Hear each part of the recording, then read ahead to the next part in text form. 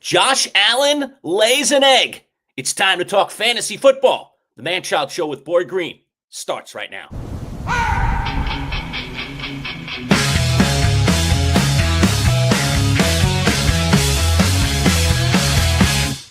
Let's go! It's time for the talk to you. 'Cause Manchild is born, it's all we're gonna do. And Boy Green is always on the scene. And we're gonna always bring to you live streaming. So get ready. Get ready, 'cause here they come. All right, welcome aboard, everybody. And it is time to talk fantasy football. As you see, this Manchild solo today, Boy Green, as we've been talking about all week, on his way to South Bend, Indiana, to go see the Notre Dame Fighting Irish. Hopefully he's already visited the grotto and said his prayers for the rest of the fantasy football season. He's going to need it, Joe Bartel. Let's bring in our fantasy insider from RotoWire.com. It's the one, the only Joe Bartel. And today we are brought to you by our friends at Cam's Pizzeria. What's up, Joe? How you doing? Oh, not too bad. Actually, the game last night was pretty entertaining. I was expecting it to be a fun one, but a little bit low scoring, and that came down to the wire was also a great time too. So happy that we kicked Week 12 off on the right foot. I actually think the Week 12 overall slate is just kind of There's a lot of games that are just going a to couple of decent games. I know you guys did the picks for that. I think yesterday, right? Like that. When I was making mine, I'm like, God, these are all going to really Brutal. stink. So I'm happy that Thursday at least was a fun football game at least. I agree. Some weeks the picks are fun. This week the picks were not fun at all. I was literally tossing coins in the air and Right. hoping they land on heads. I don't know. I have not been a great picker this year, although none of us have, Joe. To be honest with you, we only have one picker of our 7 slots, including the fans, that is over 500, and that person is like a game or two over 500. That's how bad we've been this year. So we'll get you an update on those standings maybe in next fantasy segment. You can see where everything stands. I know you're not usually part of that, but you do participate by making your picks. It's anybody's game right now, Joe. You could win it, I could win it, but it's kind of despicable in a lot of ways. I kind of pride myself on being, at this point of the season, 20, 25 games over 500. Yeah. I mean, I can't even get, I just can't get my head above water in the picks. All right, let's start with Thursday Night Football, Joe, breaking down the world of fantasy. And let's start with that headline that I threw out there. A bad performance by Josh Allen. It comes off an epic performance by Josh Allen, and then you get 6 points, I think, in PPR league somewhere in that neighborhood last night from Josh Allen, and then nearly an injury. It seems like he got away with one there, and hopefully he's going to be fine. Let's talk. Yeah, I guess I haven't even checked what Allen's numbers were, but didn't have a whole lot of rushing production, no passing touchdowns in that game too. It doesn't surprise me that he ends up being under 10 points, which is obviously tough. Like you'd be happy to have this happen week 12 as opposed to week 14 or 15 when the fantasy playoffs start. And we're getting to that point. But for a lot of people, Josh Allen was one of the highly drafted guys. You're sort of depending on him to be the rock of your fantasy team that gives you at least a solid 20. You drafted him this high so that this wouldn't happen. I mean, it's disappointing. This is a reaffirmation to me that the Texans defense is really one of, if not the best in the league. I felt that way coming into this game. Really the past month or so, I was at that point where I'm saying this is it's not the Eagles. It's certainly not the Patriots or anything like that. Like the Texans defense is one of the best. So that they held Josh Allen really kind of in line is up to my expectation. Now, something to keep in mind, I think the Texans have 2 games against the Colts coming up here with the AFC South Division on the line. But more importantly, that's Daniel Jones. That's Michael Pittman. That's my guy, Jonathan Taylor. Right. If we are to assume that this is as good as the Texans defense as we think it is, and I believe it is, that could be really troublesome for an offense from the Colts perspective that was one of the best in the fantasy for the majority of the season. It might be tailing off here towards the end, so we'll have to see. Yeah, and I'll tell you what, I mean, when the Bills, after all the bad that had happened to them, although they got that one big play, obviously Ray Davis running back the kick. As a matter of fact, Jamie has already jumped in the comments and said, oh man, that damn Ray Davis score. I was explaining to him via text last night. Yeah, it's defense and special teams. You do get those points. I couldn't understand how he was upset about that. Like, you've played in fantasy for this, how long? He's never had that happen to him. I mean, I guess you can go, 10 years in fantasy and not have that happen to you or not realize that that's happened to you. But Jamie was very alert to it, and I quickly let him know, oh, Jamie, by the way, yeah, that counts for the defense. Right. Yeah, I had Parker Washington as my flex player, And there was a game where I had the Jags defense, and that counted as both a touchdown for Parker Washington Nice. and the Jags defense too. Double So dipper. yeah. I mean, like that's super rare. If that had never happened to somebody in 5 or 6 years, whatever. But a defensive return touchdown happening against you and counting for the defense, yeah. I mean, that's part of the reason why teams like the Patriots, for example, are a little bit more value because they're going to score more often than the Broncos might be from a return perspective, and even the Broncos do that a little bit too. Yeah, I mean, that was nice that Ray Davis had that. I thought the defense predictably didn't play very good, right? I mean, that was the concern entering this game, is course. that Yep. Woody Marks was going to be dominant from a rushing perspective, and outside of scoring a touchdown, I thought he played pretty well. Woody Marks is not the running back that I think the dynasty community wants to discuss him as. Like we're all kind of enamored with these sexy new rookies, and in my mind, Woody Marks is not much different than like a Giovanni Bernard type of level of running back, where he's probably a good second stringer depth piece, but I don't think he's going to be a guy that's a focal point for the Texans offense next year when they inevitably move on, of course, from Joe Mixon, but also Nick Chubb as well too. I wouldn't be surprised if the Texans draft or sign a running back as well. And if they keep improving their offensive line, maybe there's value to that. But Woody Marks does okay. Nick Chubb doesn't do a whole lot. Davis Mills didn't have to do a whole lot, which is kind of the goal. And I think Davis Mills these past 3 weeks has been really good in relief of CJ Stroud too, and kind of kept the Texans' playoff hopes alive as well.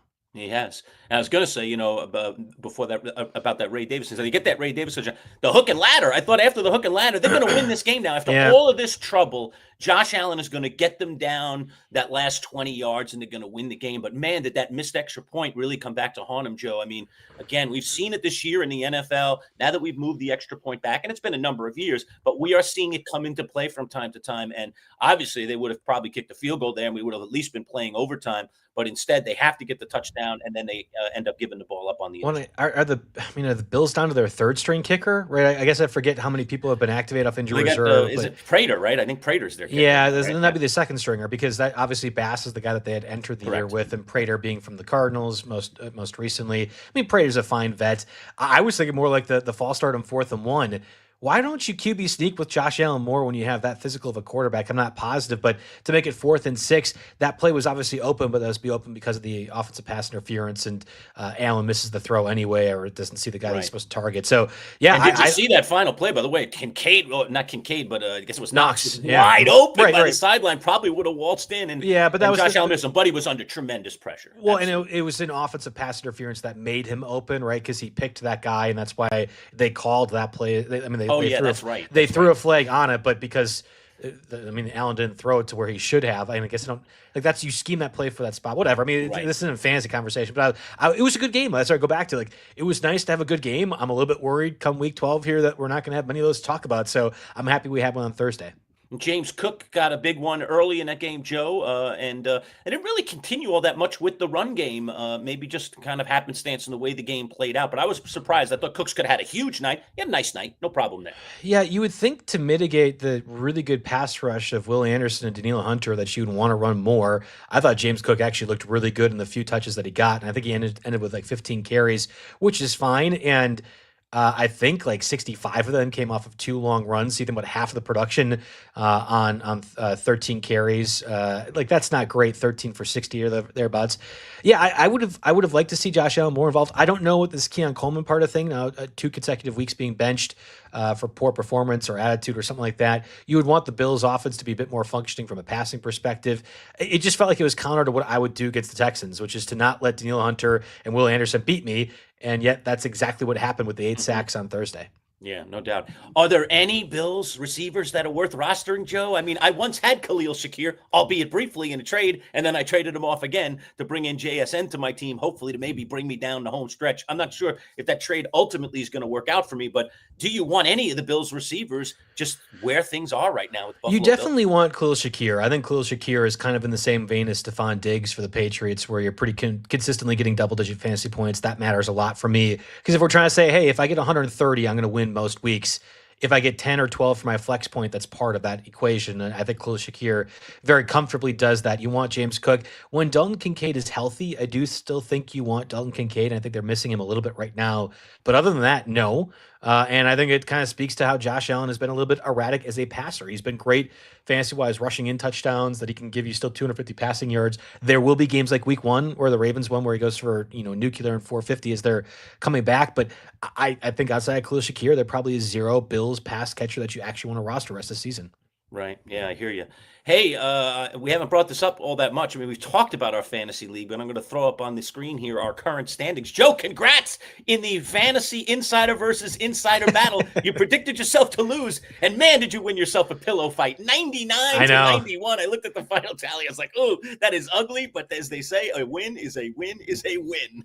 Yeah, and I think that was the lowest. I won, and I had the second lowest score of the entire week, and Drake had the lowest score. I mean, we were dramatically under the projections, which is whatever. I have a feeling. I just think that's how Week 12 is going to go as well, where a lot of people are going to miss their projections due to circumstance. The weather has played a big part of the past 2 weeks, just overall across the board in the NFL. I'm hoping that it doesn't continue to happen as well. And yeah, I mean that was big because now I'm Look at pretty safe. Just Joe is your team name, by the way, for anybody out there. Joe sits in 5th place. Easy to spot him. I am Stairway to Evans. I still remain at the top, but man, it's a precarious mountain that I'm holding on to, Joe. That's for sure. And Peyton the Drake is Brian Drake, and that's who Joe knocked off last week. So you can see how that resulted in where the standings are right now. A pretty important win for you. Yeah, and more importantly, I think we're going to stay out of the bottom 3 because that could have theoretically been 5 and 6 and been one game back from possibly being relegated. I mean that was nice to be in that spot too. I mean, there's going to be tough games to come. This one against Jamie this week as well too, and he's got some injuries and some bye week stuff, and I guess that's kind of fortuitous for me. But I mean, I would be shocked, I think, if my team makes a run in the playoffs, but I'm hoping they do at least make it. Like I think I've built them to be in that spot, and we'll have to see if luck kind of goes in my favor here the next 2 weeks. And an interesting development, Joe. You see that team in last place, Dart sticks Mr. Wilson. This is a guy that's been in the league since the very beginning. His name is Russ. You remember Russ from the draft? Nice older gentleman. Very good guy, Russ. Russ and I hold the title for being the only 2 members who have never finished in the bottom 3. And he's in big, big trouble. It looks like I'm going to own that, which I'm not sure I like having that over my head for next season and beyond. I'm not finishing in the bottom 3 this year. I'm safe. But man, I don't know if I want to be the only one in the league that's never finished in the bottom 3. It's almost like karma is going to come and get me, my friend. Yeah, that's a good point. Has Drake's also fallen down at some point too? I'd have felt like he's hung around for the most part. Yeah, he has. And by the way, I should mention Boy Green did beat me this week in a showdown. He got a very good performance out of his team. I did not get a good performance out of my team. So it was an irregular week for me and a somewhat irregular week for him, although he's right there in second place. I think he's done it with smoke and mirrors. I don't understand it when I look at his roster, but you know, you just need the guys to play when they play. There's a lot of luck involved in fantasy. I'll always say that. Skill helps, but there's a lot of luck involved. He once again asked me for Jonathan Taylor. You can feel good that I once again was like, absolutely not. Why would I do that? No.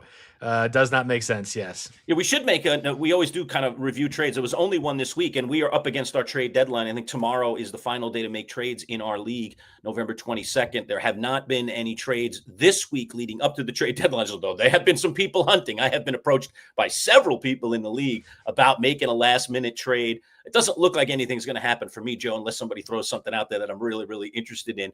But others have been trying very, very hard to make a trade here at the deadline.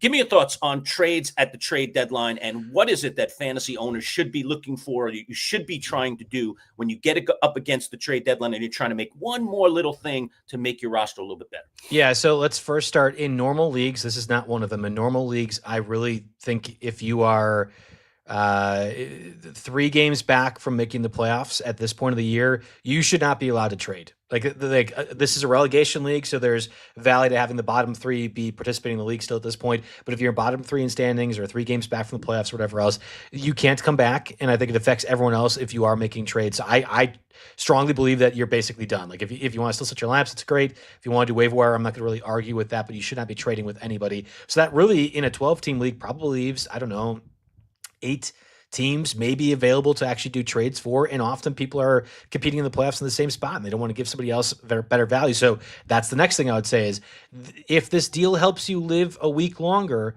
fine. But if it makes an overall team even better, let's not do that. That becomes a little bit selfish in my mind. Maybe I'm wrong in thinking this, but Like I don't want to make the 10-1 team even stronger just so that I can live another week. Like anything can happen in the playoffs. I entirely get that, but especially with injuries that we've seen recently, like if Drake London is going to miss only 2 weeks, now we don't know if that's actually the case, but if London only misses 2 weeks, do you trade Drake London to the top team in the league to get some sort of wide receiver too? I wouldn't want to be in a league that does that sort of thing. So keep that in mind. And then on RotoWire, I mean, this is a good call out right now. I think it's YouTube 15 gets you 15% off of RotoWire subscription. We have a rest of season schedule tool that actually gives like a ranking of teams that are at the top that have a good schedule rest of the season. So for example, and I'm going to have probably expand this on my article. I would hope before Thanksgiving, we'll have to see next week, but the Patriots running back situation is the best in the league moving forward. If you look at the Patriots schedule, it's comically easy the rest of the way outside of one game against the Bills.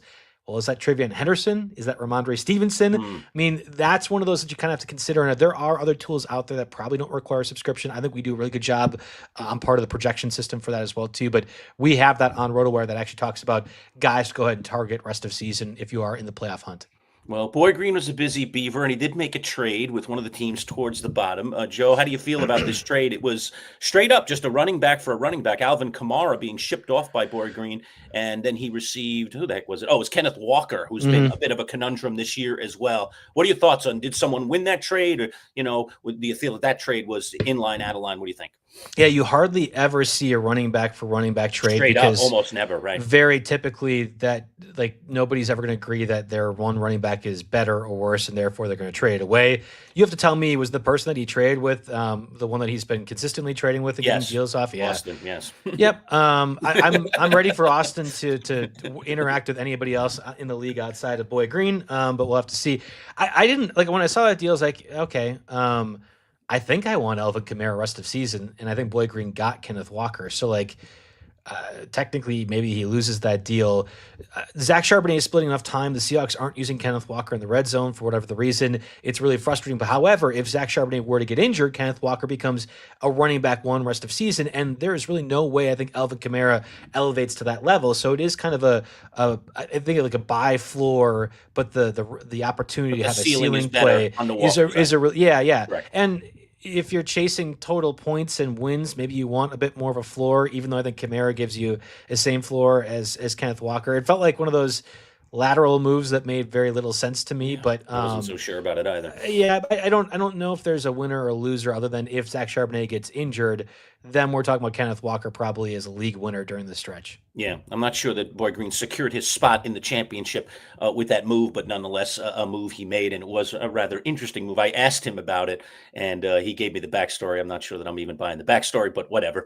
It is what it is. I was like, I don't understand it. It's just a guy for a guy. You never trade a running back for a running back. Who does that? Nobody does that. So I thought that was a little bit odd. Today's broadcast brought to you by our friends at Cam's Pizzeria, where it is always love at first slice. Joe will take 30 seconds. We'll learn a little bit more about Cam's. Folks, if you want to get into comments right now, it'd be a great time. Jump in. You want to ask Joe a question, start, sit, last minute trade, anything that's going on with your roster. He'll gladly answer those questions. That's what we have him here for. So take advantage of that resource. So get in the comments right now and make a remark on that. And don't forget, hit that subscribe button too. If you're not already a subscriber, we're giving away a $400 golf club, courtesy of our friends at Play It Again Sports. It's a beautiful Cleveland driver, Highbore XL, really, really nice driver. It's sitting right next to me, and I want it out of my bedroom and hopefully onto the golf course with you. Maybe it's someone that lives in Florida, man. You're playing golf year round. So, or get it for your grandfather or your uncle or your dad or your mom or whoever plays golf in your family and give it as a Christmas gift. What a great way to do it. All you have to do is click subscribe, essentially, to be in the lottery for this golf club. All right, 30 seconds, then we're back. More with Joe Bartel from RotoWire.com right after this.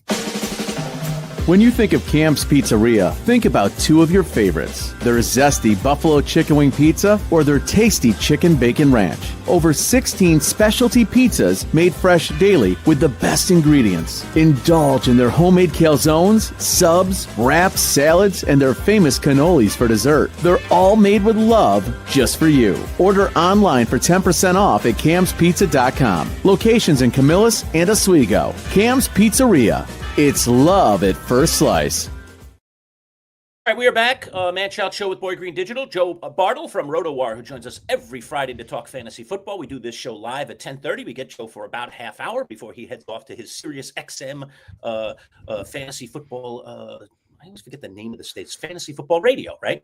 Yeah. Station, channel 87 on Sirius XM. I'm a big time listener myself. I catch Joe and all his buddies all the time, and there are some that I agree with more than others. I won't say who's who, but there certainly are. But I love them all. They're all charming in their own way, and so I really do enjoy listening during this time of year, particularly to Fantasy Sports Radio. Joseph, let's talk about some players returning from injury. Yeah. One of them is a guy that is surprising everyone, and that's Joe Burrow. You see me wearing my Bengals jersey today. Is Joe Burrow going to play this week? It's starting to feel like he might, even though the thought was at best he was going to play on Thanksgiving Day. But the way he's practicing, I heard some reports yesterday out of Bengals world that he was, in there taking all the first team reps. So is he going to go out there this quickly? It was a turf toe that sent him packing. Yeah, I've heard the same thing, and I've seen the same thing as you. I kind of had a rant on the Tuesday Sirius XM show about the Falcons. Of course, Michael Penix now done for the year, suffered a torn ACL, I think for the fourth time in his career. That will be one of the more moronic decisions we've ever seen an NFL franchise make, certainly over the past 25 years, to sign Kirk Cousins to that long of a deal, then draft Michael Penix, an older prospect who has these injury concerns, at number 8, and double down on that by trading your first-round pick away next year to go ahead and take a James Pierce pass rusher, which is now going to end up being, at minimum, a top 10 pick because all it took was the worst-case scenario for Michael Penix, and your team is already bad as is, getting injured. I think this is going to be one of the worst decisions we've seen of an organization in recent memory. I'm saying all of that because if Joe Burrow is playing right now with as bad of defense as they have, with as bad of an offensive line as the Bengals have, and with as injury prone as Joe Burrow has been, we're going to talk about another one of the worst organizational decisions of all time. And I think it's going to happen. I mean, the Bengals are sitting at 3-7. They could technically make the playoffs if they win out. I think Joe Burrow helps them be in a better spot than Joe Flacco does. Do I think this Bengals defense is capable at all of doing that? No. Not at all. And Aaron Rodgers, I think from 2 years ago when he was trying to come back from that ridiculous Achilles tear in week 1 and really was meant to be like a motivational factor for the team or whatever else. Like if we're trying to do that part of things, if we think that Joe Burrow is going to re-energize this team and there's other things outside of just the X's and O's and the players themselves that Burrow becomes a beneficiary for, fine. I can't quantify that. But just on paper, this is a historically bad Bengals defense. And the offensive line isn't very good. And you're not going to have Jamar Chase this week, for example. And who knows if T. Higgins stays healthy all year again. Like there are so many circumstances that you're putting Joe Burrow at risk to have out there to have a maybe 2% chance of making the playoffs. It seems ridiculous to me. I don't think this should be something the Bengals should be considering at all. And I wouldn't be surprised if by week 15, when they're inevitably ruled out of this, that Burrow is soft benched once again, just to make sure he doesn't get injured. So I'm assuming that we're going to be seeing Joe Burrow this week, and it feels like one of the worst case scenarios or one of the worst decisions a team could make. But from what we've been seeing this week, it seems like all indications is Burrow might play this week. I think so. And this is the old competitive edge. And how does the organization control that competitive edge with the player? I don't know. Same thing, I suppose, goes for Jackson Dart. Let's talk about him next, Joe. Back in the lineup, probably for the Giants. We don't know for sure. I don't think it's been announced officially yet. If not, we get Jameis Winston. Dart in the concussion protocol. All eyes seem to be all ideas here seem to think that he's going to be out in time for this. Did the Giants put Jackson Dart back in the lineup? How do you handle this? Yeah, I think they do, and this one's a little less dumb to me. Although Dart has been checked for a concussion 4 times in 7 starts at this point. Good. The way that he's been playing is pretty reckless, and I put that a little bit more on Dart. I know there's a lot of people kind of hand wringing about the play calling, which is fine. Like maybe don't do as many quarterback powers with Dart, but Dart has to play a little bit smarter, and it sounds like by all indications that he's going to at least try to. If that happens, we're talking about losing significant fantasy value from Jackson Dart, though, who is primarily being boosted up to be a must-start quarterback 1 every week because of what he does rushing-wise. Now, it might not matter against the Lions. This week, Lions are primarily a heavy man defense team. You think about those cornerbacks trailing the receiver that might not realize that Dart runs around. All it takes is 2 runs for 30 yards. You're talking about 3 points fantasy-wise, and Dart's probably a good start. But I would assume he's going to play. I think he'll play until he gets injured once again. I think the way that Dart plays will probably make Jackson Dart susceptible. But you can't really go into a spot now with the Giants being a top 10 pick, possibly top 5 range, and not be completely affirmed that you are having Jackson Dart as the centerpiece. And I think by all indications they should be. Like there doesn't need to be much more convincing in my mind, but it would be weird to just go ahead and sit him for the final 2 months of the year just because you're a little bit worried he might get dinged up. Like that's different than Burrow, who's got serious injuries, is being paid a ton of money and affects how you do everything else with your roster. Dart really doesn't do that, and I think the more reps probably helps him. You mentioned Kirk Cousins earlier. Does Kirk Cousins have any fantasy value for the rest of the year? Yeah, he actually made my waiver wire article this week, primarily because I think the quarterback streamers are just so bad. Like you would theoretically be able to play Bryce Young against the Niners defense. I don't really trust that. I trust it more than Kirk Cousins, to be fair, but Bryce Young was about 25% more roster than Kirk Cousins. But guys like Tua, who are popular on my streamer, well, they're on bye. Michael Penix is another one that I had in a lot of different weeks. Of course, he's done for the season. You have like the newcomers like Shedeur Sanders. That's a really tough matchup, for example. Theoretically, the Saints defense isn't very good. The NFC South is really weird now. No Drake London for the Falcons. That obviously hurts things too. I mean, I think Kirk Cousins is like quarterback 25 or 26 this week. I would not want to play him, but I think theoretically the Saints defense is probably the best spot to have any of these streaming quarterbacks sort of fit in line.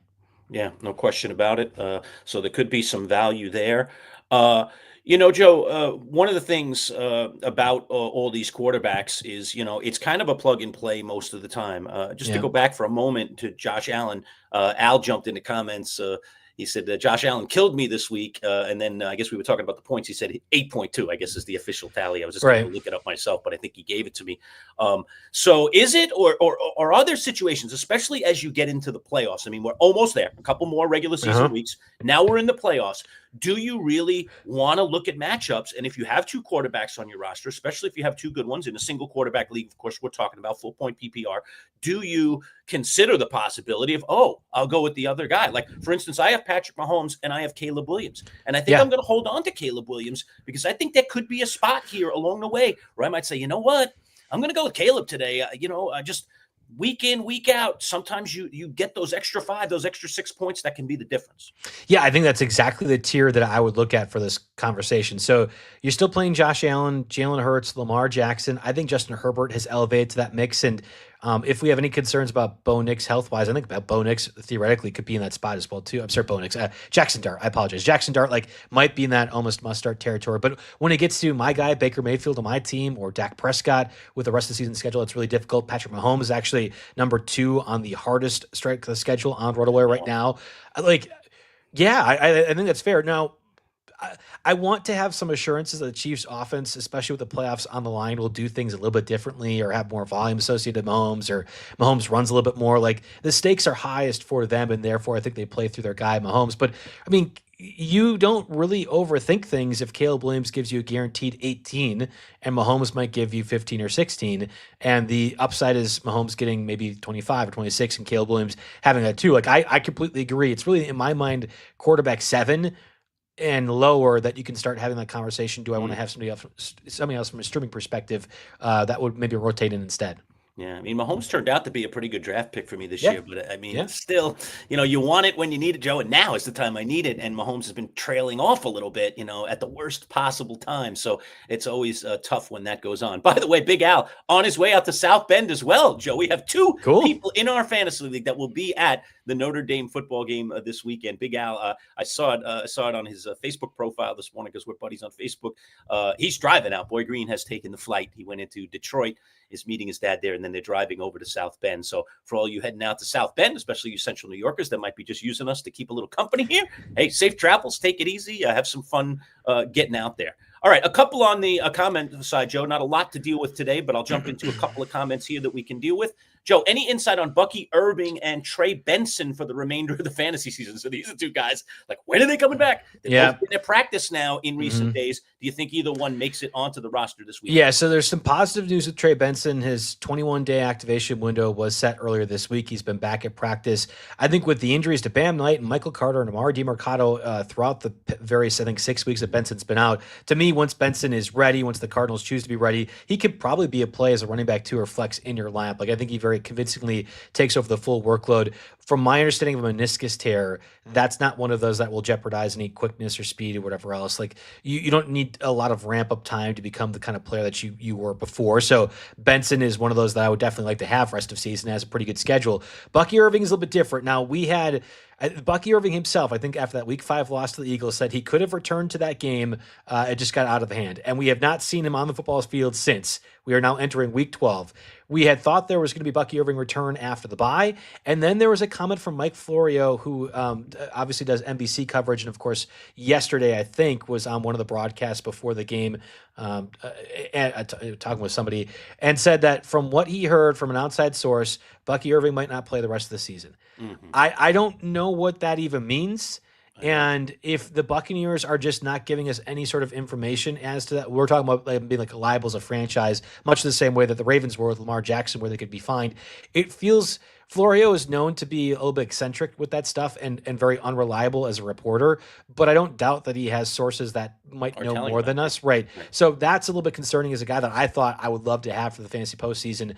I don't know what's going on with Bucky Irving. And I guess I would counter and say, I mean, this is a all wheels up scenario for your guy, Sean Tucker, who I think is a really, really good running back. And I just assumed would be a really good starting running back for some team next year. It might be an audition to kind of push away Rachaad White. And maybe if this Bucky Irving thing is serious, make Sean Tucker be the running back next year for the Buccaneers too. Like, I think he's fantastic. Buffalo Bills defense obviously is awful against the run, but I think Sean Tucker is legit regardless. And I'm excited to see him play more.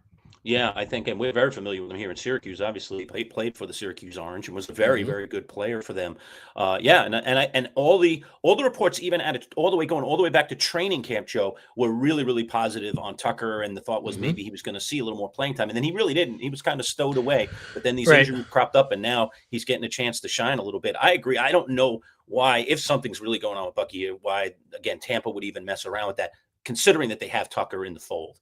All right, one more here on defense before I let you go, Joe. And this is an interesting one. The revamped Dallas defense. I mean, round 1 with Quinnen Williams and the return of some of these guys from injury looked decent last week. And now they head into Philly in a big, big showdown. So can that revamped Dallas defense be a factor in fantasy? And can it be a factor, I guess, in this football game as well? Yeah, I mean, Al could probably look good against the Raiders if Al is on defense. Like, I'm not really reacting too much to it. Okay. No, the Cowboys are probably playing motivated too for the unfortunate Marshawn Nealand situation as well. Like, all that was to sort of be expected.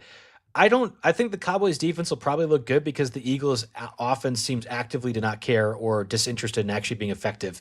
And that's a really frustrating thing. Now, if you remember, I think this is the week 1 game, and I think both teams, it was like 27-24 before there's a rain delay at the end of the third quarter, and neither team scored the rest of the way or something like that, or there was field goals. Like, Dak Prescott hasn't been playing quite as well. I don't think there's injuries necessarily that I would say are going to make the Cowboys offense worse from what we saw, but I really try not to look back to what a September game should impact how mid to late November would look like.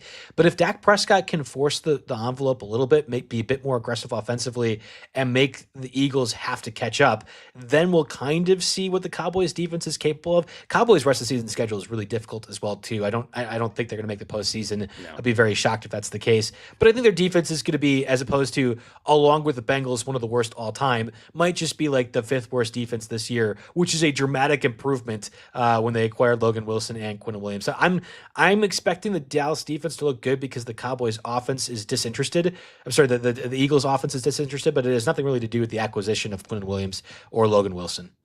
I do agree, Joe. I do agree.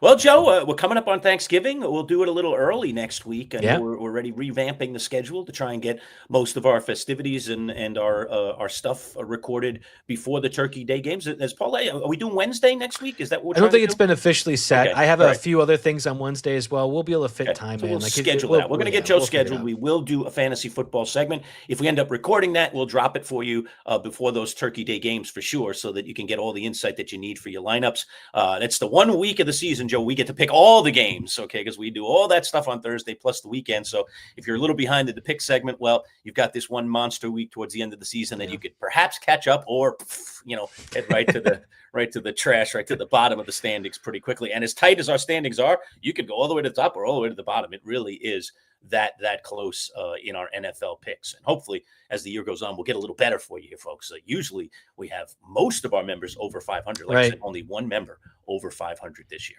Joe Bartel, thanks as always, my friend. Good to see you. Yeah, appreciate you having me on. We'll talk again next week. All right, there he is, our fantasy insider, Joe Bartel, giving us some love here on a Friday, our Friday live show. Folks, I just want to tease out what we have beyond Joe. And obviously, if you missed any of that interview, you can just go back and watch it yourself because it is in there for you. But we also have Jake Asman on Jets. We have Ed Valentine on the Giants. We have Anthony Prohaska, who was I wasn't part of that interview. Boy Green talked with Anthony yesterday. So if you want to get plugged into Jets, Giants, and Bills, all those things are there for you. All right. We will see you again live on Monday. Everybody have a great weekend. We're looking forward to talking to you during Turkey Day week. We'll see you then. Take care.